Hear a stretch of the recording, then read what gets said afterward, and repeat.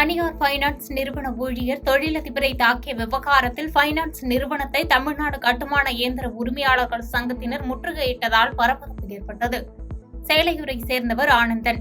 இவர் earth movers நிறுவனம் நடத்தி வருகிறார்.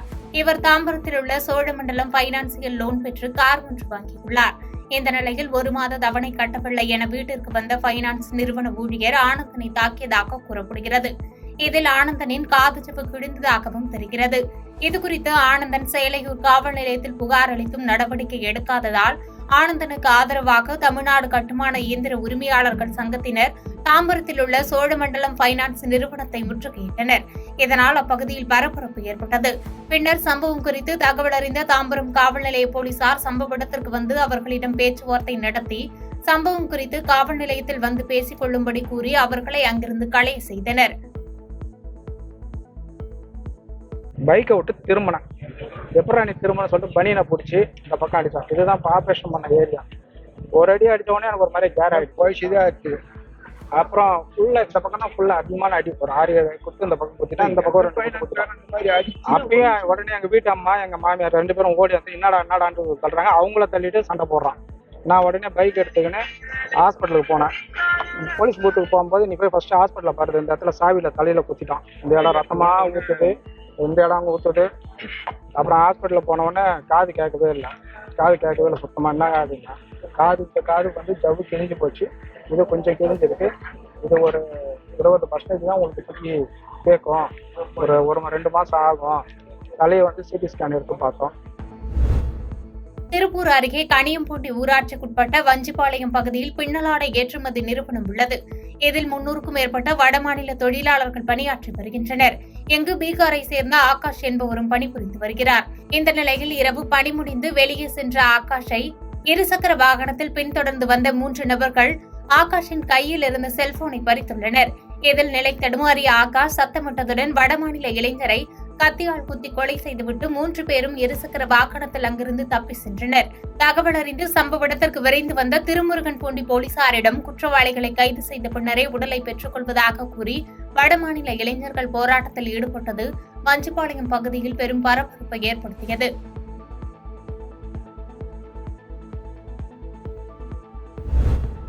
கஞ்சனூர் அருகே குடிநீர் பயன்பாட்டிற்குள்ள திறந்தவெளி கிணற்றில் மனிதவளம் கலக்கப்பட்டதாக கூறப்பட்ட நிலையில் அது தேனடை என்பது தெரியவந்துள்ளது. விழுப்புரம் மாவட்டம் கஞ்சனூர் அருகே உள்ள கேஆர் பாளையம் கிராமத்தில் குடிநீர் பயன்பாட்டிற்காக திறந்தவெளி கிணற்றில் உள்ள தண்ணீரை மின் மோட்டார் மூலம் மேல்நிலை நீர்த்தேக்க தொட்டிக்கு ஏற்றப்பட்டு அதன் பிறகு குழாய்கள் மூலம் 100க்கும் மேற்பட்ட குடும்பங்களுக்கு குடிநீர் விநியோகிக்கப்பட்டு வருகிறது.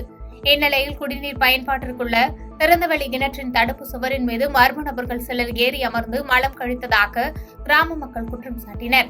இந்நிலையில் அப்பகுதியில் கூடுதல் ஆட்சியர் உள்ளிட்ட அதிகாரிகள் மற்றும் காவல்துறையினர் விசாரணை மேற்கொண்டனர். தொடர்ந்து குடிநீர் வாரிய நிர்வாக பொறியாளர் மோகன் தலைமையிலான அதிகாரிகள் கிணற்றுக்குள் இறங்கி சோதனை செய்தபோது அது மலமல்ல தேனடை என்பது தெரியவந்து பொதுமக்களிடமும் காண்பிக்கப்பட்டது. இதனால் பொதுமக்கள் சற்று நிம்மதியடைந்தனர்.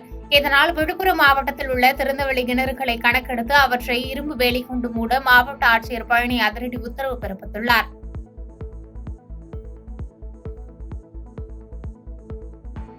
அதில் காலையில் பொதுமக்கள் பார்த்து மலம் இருக்குதா வதந்தி மக்கள் பார்த்து வதந்தி பரவிட்டார்கள். அது சம்பந்தமாக அதிகாரிகளுக்கு தகவல் சொன்னோம். தகவல் அடிப்படையில் அடிஷனல் கலெக்டர், டிஎஸ்பி, பிடிஓ அதிகாரிகளை பார்வையிட்டார்கள். பார்வையிட்டு அது சம்பந்தமாக உள்ளே இறங்கி அதை பார்வையிட்டு செக் பண்ணாங்க. பார்க்கும்போது தேனடியாக இருக்குது. அந்த மக்களுக்கு வதந்தி ஒரு முற்றுப்புள்ளியாக தேனடியாக கண்டுபிடிச்சி தகவல் சொன்னாங்க. அதில் மக்கள் பதற்றமான நிம்மதியாக இருக்கிறாங்க. அது சம்மந்தமாக வீடியோ கம்பி வேலி மேலே போட்டுருக்க. இப்போ அந்த கிணறு சம்மந்தமாக பணி நடந்து வருகிறது. பரங்கிப்பேட்டை அருகே லஞ்சம் வாங்கிய ஊராட்சி மன்ற தலைவர் அதிரடியாக கைது செய்யப்பட்டார். கடலூர் மாவட்டம் பரங்கிப்பேட்டை அருகே உள்ள மஞ்சக்குழி ஊராட்சி மன்ற தலைவராக இருப்பவர் சர்க்குருநாதன். இந்த ஊராட்சி ஒன்றியத்திற்குட்பட்ட பகுதிகளில் 15 லட்சம் ரூபாய் மதிப்பில் பல்வேறு பணிகள் நடைபெற்று வருகிறது. இந்த பணிகளை மேற்கொண்டு வரும் ஒப்பந்ததாரர் சந்தேஷ்குமார் என்பவரிடம் ஊராட்சி மன்ற தலைவர் 2% தனக்கு கமிஷன் தர வேண்டும் என கேட்டதாக கூறப்படுகிறது. இதனை கொடுக்க விரும்பாத சந்தோஷ்குமார் கடலூர் லஞ்ச ஒழிப்பு போலீசாருக்கு புகார் கொடுத்தார். அதனைத் தொடர்ந்து முதல் தவணையாக இன்று 15,000 ரூபாய் தர வேண்டும் என சர்க்குருநாதன் கூறிய நிலையில் இன்று அங்கு சென்ற சந்தோஷ்குமார் லஞ்ச ஒழிப்புத் துறையினர் கொடுத்த ரசாயனம் தடவிய 15,000 ரூபாய் பணத்தினை அவரிடம் வழங்கியுள்ளார். அப்போது அங்கு பதுங்கியிருந்த கடலூர் லஞ்ச ஒழிப்புத்துறை கூடுதல் கண்காணிப்பாளர் தேவநாதன் தலைமையிலான போலீசார் ஊராட்சி மன்ற தலைவர் சந்தோஷ்குமாரை கையும் களவுமாக கைது செய்தனர்.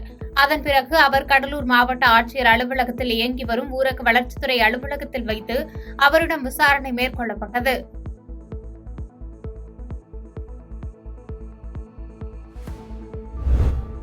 குமரி மாவட்டத்தில் அனைத்து கால்வாய்களையும் தூர்வார வேண்டும் என வலியுறுத்தி தமிழ்நாடு விவசாயிகள் சங்கம் சார்பில் ஆட்சியரிடம் மனு அளிக்கப்பட்டது. குமரி மாவட்டத்தில் தமிழ்நாடு விவசாயிகள் சங்க கன்னியாகுமரி மாவட்ட செயலாளர் ரவி, துணை செயலாளர் விஜய் உட்பட விவசாய சங்க பிரதிநிதிகள் இன்று கன்னியாகுமரி மாவட்ட ஆட்சியரிடம் மனு அளித்தனர். அம்மனுவில் கன்னியாகுமரி மாவட்டத்தில் பேச்சுப்பாறை, பெருஞ்சாணி மற்றும் சிற்றாறு 1, சிற்றாறு 2 அணைகள் வழியாக தண்ணீர் வழங்கி 2 போக நெல் விவசாயம் நடைபெற்று வந்தது. சமீப காலமாக விவசாயம் பெரிதாக பாதிக்கப்பட்டிருக்கிறது.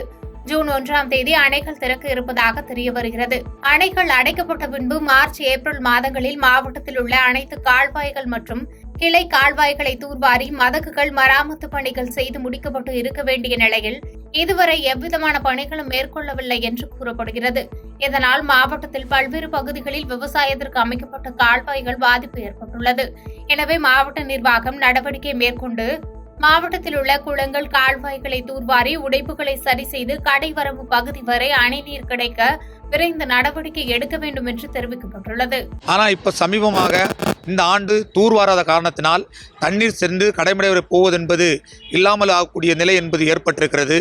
ஆகவே மாவட்ட நிர்வாகம் உடனடியாக அனைத்து கால்வாய்களையும் கிளை கால்வாய் உட்பட தூர்வாரி சரி செய்யப்பட்டு தண்ணீர் விடுவதற்கான நடவடிக்கைகளை மேற்கொள்ளணும்னு சொல்லக்கூடிய முறையில் மாவட்ட நிர்வாகத்தை கேட்டுக்கொள்கிறோம்.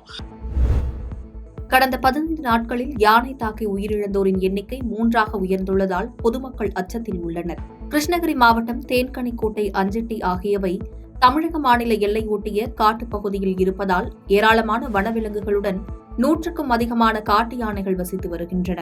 இந்நிலையில் யானைகள் உணவு தேடி இடம்பெயர்கிற பொழுது கூட்டத்தில் இருந்து பிரியும் யானைகள் ஆக்ரோஷமாகவும் உணவு தேட முடியாமலும் இருக்கும் சமயங்களில்தான் மனிதர்களை தாக்குகிறது. அந்த வகையில் ஒசூர் வனக்கோட்டத்தில் காட்டு யானை தாக்கி கடந்த 15 நாட்களில் உயிரிழந்தோரின் எண்ணிக்கை 3ஆக உயர்ந்துள்ளது. தற்போது ஒசூர் வனக்கோட்டம் தேன்கனிக்கோட்டை வட்டத்திற்குட்பட்ட அலசட்டி கிராமத்தில் நேற்று திம்மராயப்பா என்பவரை ஒற்றை காட்டு யானை தாக்கியதில் மருத்துவமனையில் அனுமதிக்கப்பட்ட அவர் சிகிச்சை பலனின்றி உயிரிழந்தார். இந்நிலையில் குடியிருப்பு ஒட்டிய வனப்பகுதியில் யானைகள் வராத வகையில் மின்வேலி அமைத்திட கிராம மக்கள் கோரிக்கை வைத்துள்ளனர்.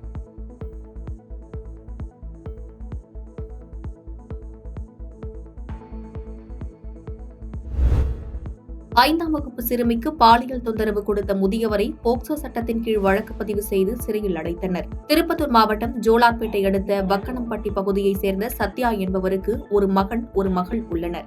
இந்நிலையில் இவரும் இவரது மகன் மற்றும் கணவர் ஆகிய மூவரும் வயல் வேலைக்கு சென்றபொழுது இவரது 5ஆம் வகுப்பு படிக்கும் பெண் குழந்தை மட்டும் வீட்டில் தனியாக இருந்துள்ளார்.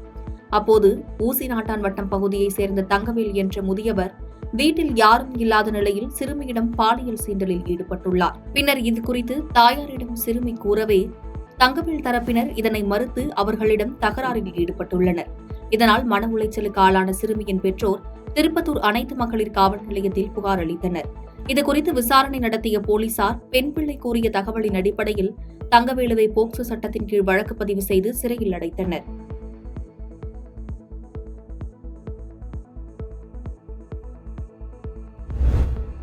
வீட்டின் சுவர் இடிந்து விழுந்ததில் 1 வயது குழந்தை உடல் நசுங்கி உயிரிழந்தது சோகத்தை ஏற்படுத்தியுள்ளது.